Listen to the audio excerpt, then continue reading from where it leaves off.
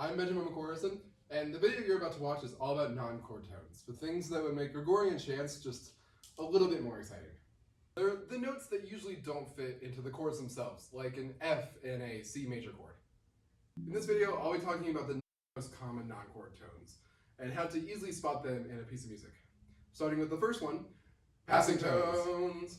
A passing tone is kind of the middleman of two chords, where one note from one chord will pass through the passing tone and then go to the next chord, also containing that next note.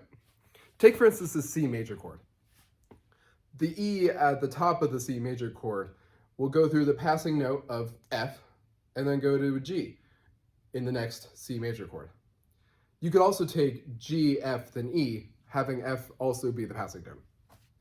The next non-chord tones are neighbor tones and double neighbor tones. I personally like to think of these as kind of going to a close friend's house and then coming straight back.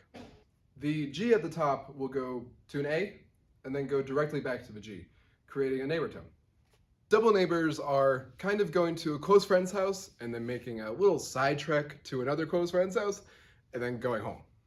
Take, for instance, these two chords. The G at the top will step up to an A, leap down to an F, and then step up back to its home note, which is the G, creating a double neighbor. Appoggiaturas and escape tones are closely related non-chord tones. Appoggiaturas are approached by a leap either up or down, and then a step in the opposite direction. For example, we could do B flat, F, G, where our B flat leaps down to our F, and then the F steps up to the G. Escape tones are exactly like they sound. They want to escape. So we could take our B flat, F, and G and just reverse it a little bit. We could go G, F, then B flat, where our G steps down to our F and our F leaps up to the B flat. Kind of the exact opposite of an appoggiatura. The next two are also kind of closely related, which are suspensions and retardations. A suspension is a prolongation of a note from one chord into another chord that resolves down to the next chord. So for example, we could have a C major chord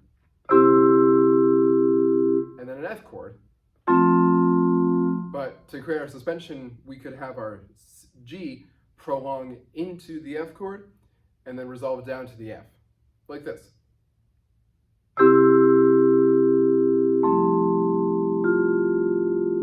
Notice how the G wants to resolve down to the F.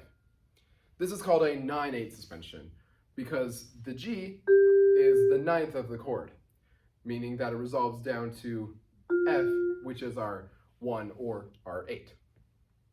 For retardations, it's again kind of the opposite, where our resolution wants to resolve up.